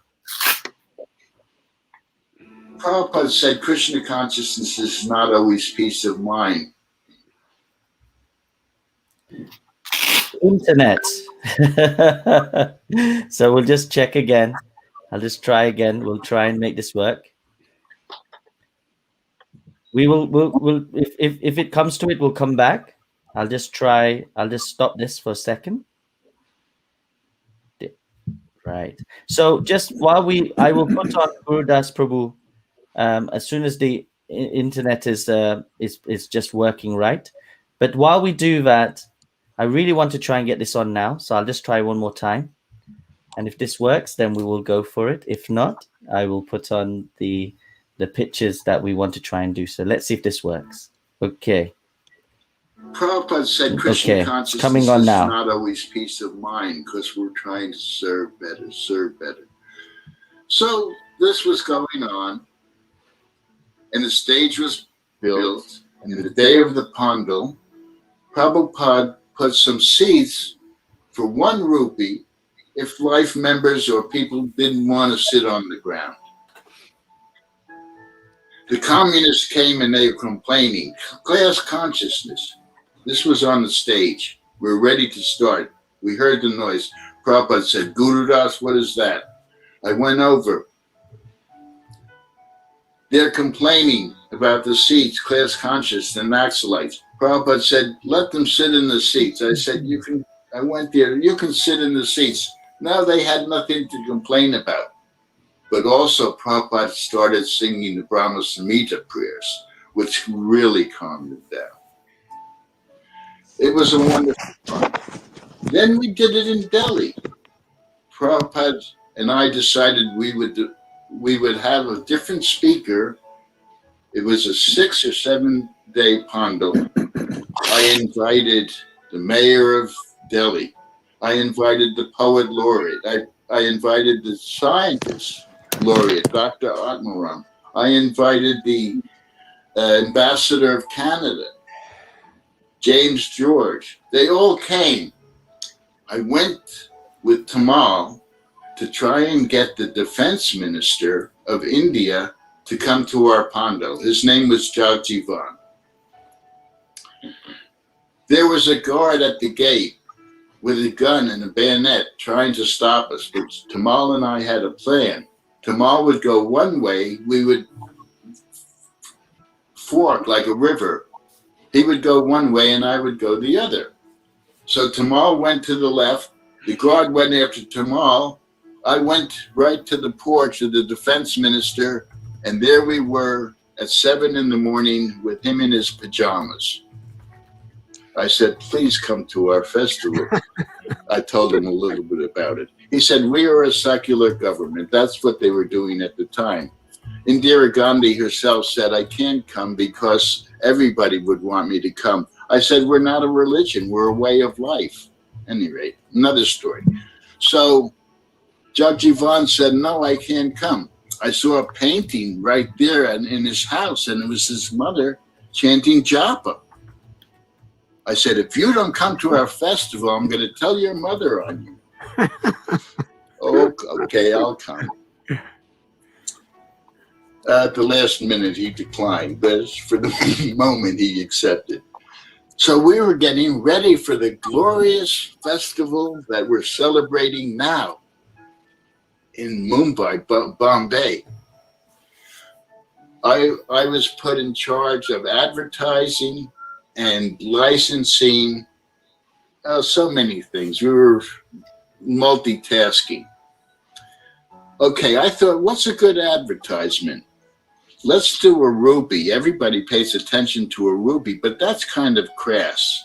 So I came up with the idea, let's do a telegram. Everybody wants a telegram. And I had a picture of Prabhupada with his danda and the information on the telegram. And we were making banners and festoons across the road, everything. Samashinda too, he's expert at advertising. So we advertised it, we did the licenses, we learned from mistakes from the past Pandals, so it became even easier. And so it was glorious. And we had a wonderful stage. And even during this Pandal gathering, Prabhupada did an initiation and a wedding. It was wonderful, showing how Krishna consciousness is worldwide. It was Vegavan and Parvati. It was wonderful. And we had a better kitchen this time. We learned from the past Pandal. There was a little alley in the back, in the Delhi Pandal, where there was a WC. And Prabhupada called me over to the Vyasasan and he said, is there a WC? And I said, yes, there is. And during the program, he got off the Vyasasan and walked into this little alley. 300 people started to follow him. Swamiji, what have we done? Why are you leaving us? I had to, wait a minute. He's just going to the WC. He'll be back, folks. And so everything was really planned, and we had a nice kitchen this time. Wow. So thank you. I could hear some laughter just once watching that. Please please unmute you if it's muted. Just when hearing from Gurudas Prabhu, please your thoughts on that. I heard some. Whoever feels they would like to speak. Maybe I need to ask somebody. Well, I can. Oh, sorry. Yeah, Begavan Prabhu, please, please. Well, I have very fond memories of Gurudas and his then wife Yamuna. When we joined, we've been traveling in South India, and then heard about the festival, so we went and eventually we joined. And those two, Gurudas and his wife, they sort of took care of us, and we felt, like the children. And it was so nice. Yamuna taught us the songs. She taught us how to, so many things. We went through the songbook, and Gurudas, he provided pictures for our home altars and things like that. So it was very nice. Very, very nice. Those two kind of like father and mother figures. Thank you so much for sharing. And any other comments, dear mothers, Maharajas, Prabhus, just on this? And well, I had joined by now, and in 1975, Srila Prabhupada's festival was getting organized at another Maidan in Delhi called Ram Lila Maidan, after Mayapur Vrindavan festivals. And Srila Prabhupada stayed at Lakshman Silvania. Anyway, it was myself and Gurudas Prabhu. We were involved in organizing that festival. So Cross Medan, he was involved, others were involved, but then I had also opportunity to organize festival for Srila Prabhupada, and along with Gurudas, that was in Delhi, Ram Lila Maidan. So I had we were buddies by that time, and we were colleagues, and I was assisting him. He was a great organizer. Thank you so much. I'm going to come we're coming to the conclusion here, and we've had so many pastimes, and I wanted to just finish off and with this amazing picture that seems to have captured everybody. I'm sure in the sky it captured everyone's hearts as well. So if I may just bring on this picture now, I'll just do it now. And I'd like to hear, if I may, from Yadubara Prabhu first, if you may, just on what's happening here, and any memories of this lovely Krishna ball. You're on mute, I believe. I'll just check. There we go. We're fine now. This was an incredible advertising gimmick by Shamsundar Prabhu. I don't know if I guess they had balloons in Bombay, but everybody saw it. This went high in the sky, and everybody saw it from miles around. But one thing, if I don't speak again, I'd like to recognize the contribution of Durlabh Prabhu, who shot these films. I believe he's the one who shot these films. He took many films in Surat also, and I just want to thank him for his contribution. Oh, thank you so much. And Giriraj Swami Maharaj, you were helping organize in the back all this going on. How hard was it to get this massive balloon from, to procure a balloon like that? I was not directly involved with the balloon, although I was the main fundraiser for the pandal, approaching businessmen to give advertisement for our souvenirs. So indirectly, I helped. But the way Shamsundar Prabhu did the publicity, it was incredible. Yeah. And I think we saw a picture of that billboard at VT, Victoria Terminus. And it's like, at the end, everyone knew so much about what was going on. He didn't even need to put the dates or anything. Just, Hare Krishna Festival was enough. And people recognized the event. So, yeah, he was a great soul. I mean, he's a great soul. Thank you. And I can see looking at Swami Maharaj. The balloon was a giant size. It was up high, maybe 200 feet in the sky, and there were two strings coming down, and there were the letters also written, like H-A-R-E, like you could read from top to bottom. I don't know whether there was a Hari other side of this balloon, but so Hare Krishna was written, and this was a kind of dominating the scene. This balloon was getting everyone's attention, and I was just thinking this was like our victory balloon, or victory flag. This balloon. Param Vijayate Sri Krishna Sankirtanam, and today is also appearance day of Srivas Thakur. So Sankirtan movement started, at Srivas Angan. So kind of Hare Krishna movement started in India at Hare Krishna Festival, Cross Medan, I would say. Other places also. But this was quite a remarkable festival at Cross Medan, and this balloon was standing out tall. And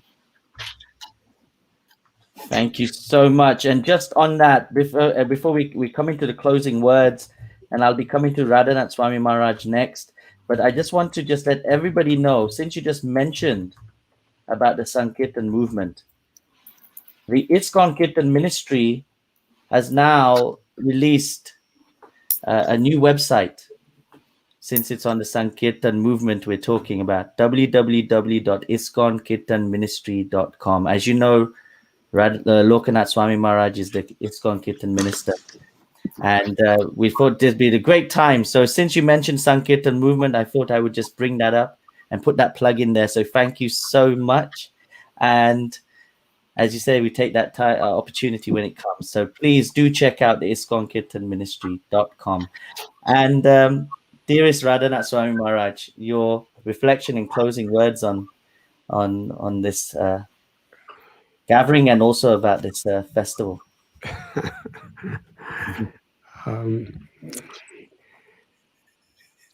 Cross Medan is a glimpse into the power of Srila Prabhupada's pure devotion and his compassion, his conviction, how it empowered people to do something that really was quite impossible. It's hard for people today to understand what it was like for people from Europe and America to come to India 50 years ago and actually organize and accomplish something of such proportion. We have with us today His Holiness Giriraj Swami Maharaj. Prabhupada would say Bombay means Giriraj and Giriraj means Bombay. He entrusted, his office to Giriraj Swami Maharaj. And Gopal Krishna Maharaj has done so many years of devotional service there. But let us just imagine these devotees had just come to India within a couple months. There was Guru Das Prabhu and Yamuna Devi Prabhu. There was Shamsundar Prabhu and Malati Devi and Saraswati. And there was Tamal Krishna Goswami and Giriraj Maharaj and Madhu Vista Maharaj. These devotees, there were just a few of them. They were entrusted with raising the funds and organizing and advertising and doing everything. How Srila Prabhupada gave them the confidence, the courage, the enthusiasm, and the willingness to make so many sacrifices. March in Bombay at that time, it was like 90 or 100 degrees every day, and there was no air conditioners or fans practically. And these devotees were working and working and serving and serving. It really is a revelation of Srila Prabhupada's compassion, of how he empowered these devotees at such a difficult time to do something so wonderful. And they were so happy doing it, simply because they were doing it for Prabhupada. They were doing the most difficult and painful things they've ever done in their lives, but they were so happy to do it because they were doing it for Srila Prabhupada. They had such confidence that Prabhupada loved them and cared about them, and they wanted to assist Srila Prabhupada to do something wonderful. And the Cross Medan Festival truly was something wonderful. And the seed of Cross Medan created Lokanath Swami Maharaj, who became a tree himself, so many millions of fruits and seeds. And I'm just so grateful to you, Lokanath Maharaj, for organizing this very auspicious event. And thank you, Vegavant Prabhu and Vishaka Prabhu and Yaduvar Prabhu and Kshuri Prabhu and His Holiness Giriraj Swami Maharaj. Thank you. Thank you so much, Radhanath Swami Maharaj. And Vishaka, Mother Vishaka, please, your final closing words and realizations. Hare Krishna, thank you. Yeah, I think that Prabhupada's combination of, just as his name says, bhakti and Vedanta was irresistible for so many people, and it will continue to be irresistible as long as we can continue to represent both his caring side and his personal side, the bhakti side, as well as the Vedanta, the immersion in the scriptures, along with that flexibility that Radhanath Swami spoke of. It was not something rigid, but it was very much according to how the people would be at that time and that place and under those circumstances. That was just so inspiring, and the way that he could utilize the spark, fan the spark, if you will, and make it blaze, and then people found it, it was, as I say, irresistible to come and participate and become devoted themselves. So it's just an extraordinary example, and I want to thank you for hosting us, Jagannath Kirtanananda Prabhu, and thank all the participants also for reviving that wonderful time. Thank you so much, and for me being in the UK and having Mother Vishaka on, who is the temple president of Bhaktivedanta Mana, is an absolute honor. So I just wanted to also, just on this point, Yadubara Prabhu and Mother Vishaka both have this beautiful, as you know, the film that really helps us appreciate Srila Prabhupada, which has gone global. But everybody that's on, the over 1,000 people that are on right now, if you have not, share it. www.harekrishnafilm.com. And please, let's revive that. Let's bring that love to Srila Prabhupada, and let's remember him as we go forward. So thank you so much to Yadubara Prabhu and Vishaka Prabhu for this amazing offering that you have done. So I just wanted to just bring that out. And please, Vegavan Prabhu, if I can come on to you, your closing words, please. Well, what we saw with Srila Prabhupada was, as Radhanath Maharaj was explaining, the things, the accomplishments that were done in those early days. I just came to accept it as natural. As long as Prabhupada is there, anything is possible. And it was, and in the coming years, I saw that again and again. And I think it is what we were saying before. Prabhupada's determination and absolute conviction just generated from him, and as did the idea that anything is possible because we have Krishna. So that will be my concluding words. Thank you very much. As long as we have Krishna. Thank you so much. Shuddhi Prabhu, please, any final words from yourself? I just hope we can use this remembrance of the Cross Medan Festival to remember in the future that we can put on big projects and we can complete the things like Mayapur or other projects that are needing to be completed, and we can continue our preaching. And as Prabhupada had confidence in his young disciples, that we can have confidence in people and encourage them to be the best devotees that they can be. Thank you. And thank you for the encouragement there from yourself and your energy on the call today. Really, really appreciate it. And dearest Lokanath Swami Maharaj, you've spearheaded this Cross Medan Festival. You as in brought it to life again 50 years on, and helped us connect with all your dear God brothers and God sisters here. Any concluding words from yourself? Hare Krishna. Concluding. I thought I'd concluded. Final conclusive to yourself. Thank you. Sorry. What can I say? Hari. Prabhupada ki jai. Ki jai. He gave us Krishna. He when he's Vasudhaiva Kutumbakam. There's a saying, and we hear this. Vasudha is the earthly planet, and everybody on this planet is part of that family. Kutumba is family. So Prabhupada gave us that family, gave us the whole house he built, that whole world could live in. Yeah, otherwise there's so much hatred and whatnot, which is dividing the world, the humanity.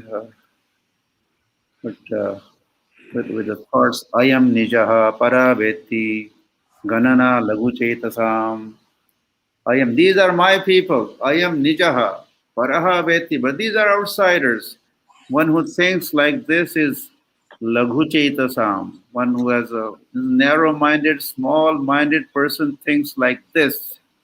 But Udara Charitanam, for those who are magnanimous, broad-minded, like Prabhupada, for them, the whole world is of one big family. So this we find in Vedas, this statement, Shastras. So Prabhupada kind of, now he translated that into action, and he gave us this united mission of the spiritual world, and the Vedwan Prabhu from Sweden and Australian. So as Giriraj Maharaj reminded, this is united world or united. What is that? This is the real United Nations. United Nations. So it wasn't just limited to that marriage, but I think we all, to Prabhupada, united all of us. All of us. Someone from remote village in Maharashtra, India, to from Chicago, Titon. Yeah. Yeah, Giriraj Maharaj, and was a big judge, big lawyer, big lawyer's son, and here is some farmer's son from India. United like that. Forget all the rich and poor and man and woman and all this east and west, all the barriers removed and dismantled, and with Krishna consciousness, he just united us, and this is just a beginning, and he has demonstrated, yeah, this is possible, this could happen. Yeah, we saw it, so we just had to carry on with Prabhupada's mission so that more and more folks from all over would join this family of Krishna, family of Prabhupada, family of Gaudiya Vaishnavas. So once again, thank you, everybody. It's getting late. And, yes, and I'm going to just finally conclude with there's some books that, as you can see on the screen right now, the last 11 days, you've heard pastime stories. They have come from these books. Chasing Rhinos, Volume 2, from Srila Prabhupada Leela Mitra. We have Lokanath Swami's Bombay is My Office. Giriraj Swami's I'll Build You a Temple. Of course, we have Yamuna Devi's books as well. And we have Her Grace, Vishaka Prabhu's 5 years, 11 months. So it says Amazon there, but you can get the link, and we'll be sharing the links out. But if you want to have it, it's coming up right now on your screen. All these are the links that will come, and we'll put it into the chat box, so we've got it on the conversations. But please do check these books out. Check it out, and then try to connect with Srila Prabhupada, and of course read Srila Prabhupada's books. This is the essence. So I will stop here now, and I want to say thank you to everybody for joining and giving your association. And now I will just pass to Her Grace Dina Nakampa Mataji, if she could come on, who's been actually, before she does, she has been the one that's been getting the all the backbones getting together and putting the videos together and getting everybody working on this. So I just want to introduce her right now to finish the closing words. And so please, Mataji, Hare Krishna. You need to unmute. You're unmuted now. Please. Okay. Hare Krishna, my most humble obeisances. Wow.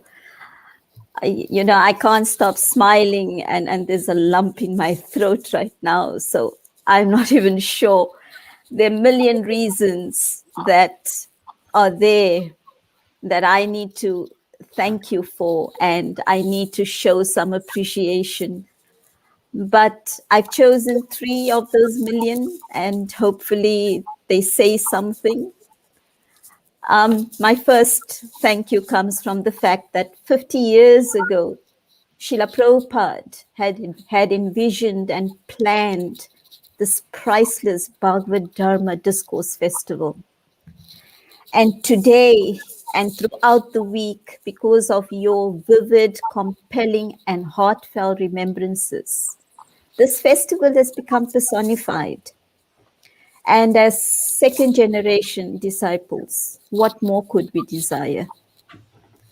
Secondly, reliving the 1971 Hare Krishna Cross Medan Festival has been relived because of modern technology.